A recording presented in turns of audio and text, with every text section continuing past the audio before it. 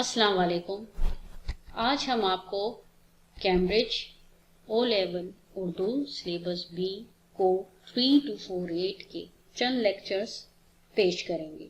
ये सीरीज़ के ज़रिए हम आपको सिलेबस बी के पर्चाए अव्वल और पर्चाए दोम को किस तरह बेहतर तौर पे हल किया जा सकता है, इनके नताइज कैसे बेहतर हासिल किए जा सकते हैं, वो बातें, वो टिप्स आपको सिखाएंगे और समझाएंगे जिनकी मदद से ए और ए स्टेरिक लाना आसान हो जाता है।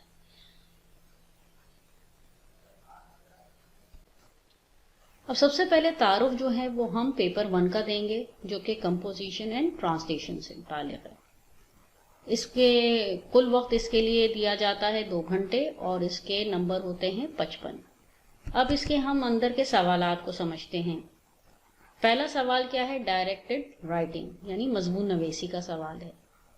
दूसरा पार्ट 2 जो है वो लेटर, रिपोर्ट, डायलॉग और स्पीच यानी कि आपके खत, रिपोर्ट, मुकालमा नवेसी और तकरीर। जो दूसरा सवाल है इसके अंदर आपको चॉइस दी जाती है, यानी कि दो चीज़ें आती हैं, या तो लेटर आ गया, डायलॉग आ गया, या फिर रिपोर्ट के साथ आपको स्पीच दे दी। इनमें से चॉइस होती है, जो आप बेहतर तौर पे हल कर सकते हैं वो आप कर लीजिए।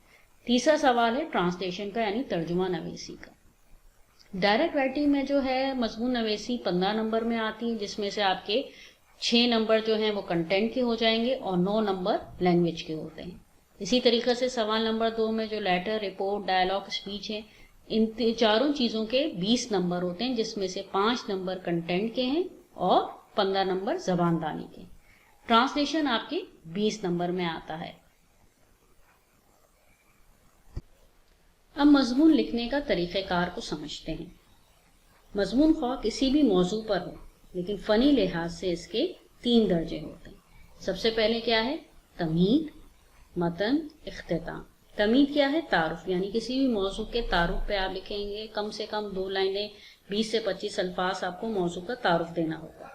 इसके बाद मतन के अंदर नफ्स मजमून लिखा जाता है। बड़ा मुख्तसर और जामे होना चाहिए, दलाइल पे मबनी होना चाहिए, और इख्तिताम यानी कि आखिर में मौजू से बुनियादी नुकात को वाज़ेह करते हुए अपनी बात को मुकम्मल करना। ये बुनियादी तरीक़ा है मजमून लिखने का। अब इसको मज़ीद समझते हैं हम। मजमून तहरीर करते हुए हमें चंद बातों का ख्याल रखना चाहिए। सबसे पहले क्या है कि अंदाज़े बयान दिलकश हो, तरतीबवार हो, ठीक है ना, पूरे ख़यालात को जामे अंदाज में बयान करना चाहिए। इसके बाद जुमलों की तकरार ना हो, यानी एक ही बात को बार बार ना दोहराया जाए, बात को बामफ़हूम हो और मुकम्मल अंदाज में पेश करना चाहिए। इसके बाद दलाइल हमेशा हक़ाइक़ पर मबनी हो, यानी दलाइल देते वक्त अपनी राय, मुशाहिदात और ज़ाती तजुर्बात का भी इजहार आप कर सकते हैं, लेकिन इस बात को ख़ास तौर पर नज़र में रखना पड़ेगा, आपको जहन में रखना पड़ेगा कि ज़ाती पसंद और नापसंद के बारे में कुछ ना कहें आप।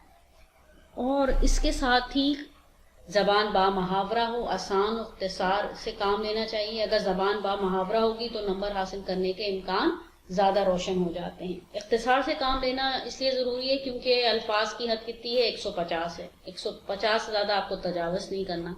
अगर आप लंबी तमहीद बांध देंगे और अपने इशारों की वजाहत के लिए बहुत ज़्यादा दलाइल और बहुत ज़्यादा अल्फाज के अंदर माफ़ी ज़मीन को बयान करेंगे तो यहाँ आप मुश्किल में फंस सकते हैं, क्योंकि वर्ड लिमिट आपकी अगर तजावज़ कर जाएगी तो ज़ाहिर बात है मार्क्स में कमी पेशी हो सकती है। कोशिश करें कि मजमून जो है वो 3 पैराग्राफ पे लिखा जाए, ठीक है ना, इमला की गलतियाँ ना हो।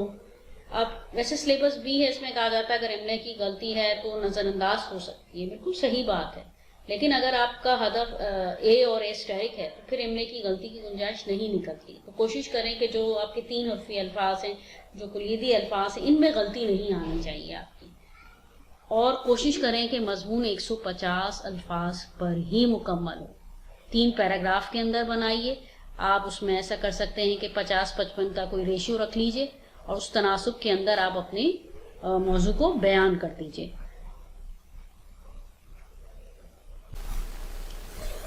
अब मिसाल के ज़रिए इसको समझते हैं। मिसाल ये है, मौजू आज हमारा माहौलियाती आलूगी। इसके 3 इशारे हैं। पहला इशारा है आलूगी के असबाब, दूसरा इसके नुकसानात اور تیسرا اشارہ کیا ہے؟ ماحول کو بہتر بنانے کی تجاویز. اور ہر اشارے کے کتنے نمبر ہیں؟ 2 نمبر ہیں، یعنی کل ملا کے کتنے نمبر ہو گئے؟ 6 نمبر ہو گئے. پہلے اشارے میں ہم نے کیا وجوہات لکھی کہ کارخانوں سے نکلنے والا دھواں ہے، جنگلات کی کٹائی ہے، کوڑا کرکٹ کا ڈھیر ہے. اس کے کیا نقصانات ہو رہے ہیں یعنی آلودگی سے؟ فضا آلودہ ہو رہی ہے، موذی امراض پھیل رہے ہیں یعنی سرطان، گیس اور پھیپھڑوں کا کینسر ہے، حلق و ناک کی بیماریاں ہیں، درجہ حرارت میں اضافہ ہے، موسم میں تبدیلی ہے.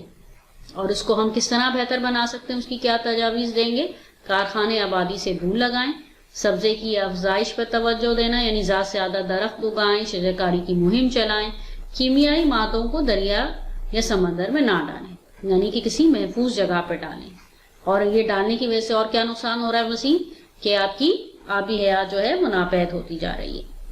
اب یہ سارے کیا تھے؟ یہ آپ کے اشاروں کے مطابق سے آپ کے کنٹینٹ کے پوائنٹس تھے. اور یہ پوائنٹس آپ کو کہاں لے کے جائیں گے؟ یعنی 2 نمبر لے کے کل نمبر کتنے حاصل کریں گے آپ؟ 6. اور باقی 9 بچتے ہیں، وہ کون سے ہیں؟ یعنی کہ زبان دانی کے نمبر 9 ہیں. اب یہ زبان دانی کے نمبر ہم کس طرح حاصل کر سکتے ہیں؟ جیسے کہ ہم نے پہلے آپ کو بتایا کہ آپ نے محاورات کا استعمال کرنا ہے، یعنی کہ ہر پیراگراف کے اندر ایک محاورہ ہونا چاہیے. مترادف الفاظ استعمال کریں، الفاظ کی تکرار نہ ہو، جملوں میں تکرار نہ ہو، املا کی غلطیاں کم سے کم رکھنے کی کوشش کریں. اور سب سے بڑھ کر یہ کہ آپ کا حد الفاظ جو ہے نا وہ 150 سے بالکل بھی تجاوز نہیں کرنا چاہیے. اگر آپ 5 سے 6 کنٹینٹ کے نمبر حاصل کر لیتے ہیں تو لینگویج میں 9 نمبر آپ کو بآسانی مل سکتے ہیں. اگر آپ نے کچھ ایک آدھ غلطی کی اور 3 یا 4 6 میں سے لیے تو آپ کو 7 نمبر حاصل کر لیں گے، یا 1 یا 2 حاصل کیے تو آپ کو زبان دانی میں 4 نمبر مل جائیں گے. لیکن اگر آپ نے کنٹینٹ میں کوئی بھی نمبر نہیں اٹھایا اور 0 نمبر لیا تو آپ کو زبان دانی میں نمبر نہیں ملتے. تو کنٹینٹ کا نمبر سب سے پہلا درجہ ہے آپ کو اچھے نمبر حاصل کرنے کے، کنٹینٹ آپ کا صحیح ہو. تو اس کا بہتر طریقہ یہ ہوتا ہے کہ جو آپ کو پرچہ دیا جاتا ہے، جہاں آپ کو سوال لکھا ہے، اس پہ اپنا رف وقت کریں کہ پہلے ہی آپ اس کے آگے، جیسے یہاں اشارے لکھیں کہ اگر پہلا اشارہ آلودگی کے اسباب کا دیا ہے تو اس کے آگے آپ اپنا پینسل سے یہ 2 کنٹینٹ یا 2 اشارے لکھیں تاکہ آپ خاکہ جو ہے نا پورا وہ آپ کے ذہن میں تیار ہو جائے کہ مجھے لکھنا کیا ہے. تب کنٹینٹ کے لیے آپ کو دماغ پر زور دینا نہیں پڑے، صرف الفاظ اور محاورات کا استعمال صحیح سے پوری توجہ یکسوئی کے ساتھ اس پہ رکھنے کی ضرورت ہے. تو اس طریقے سے آپ بہتر طور پر نمبر حاصل کر سکیں گے. انشاءاللہ تعالیٰ پھر دوسرا سوال آپ کو انشاءاللہ ہم بہت جلد سمجھائیں گے.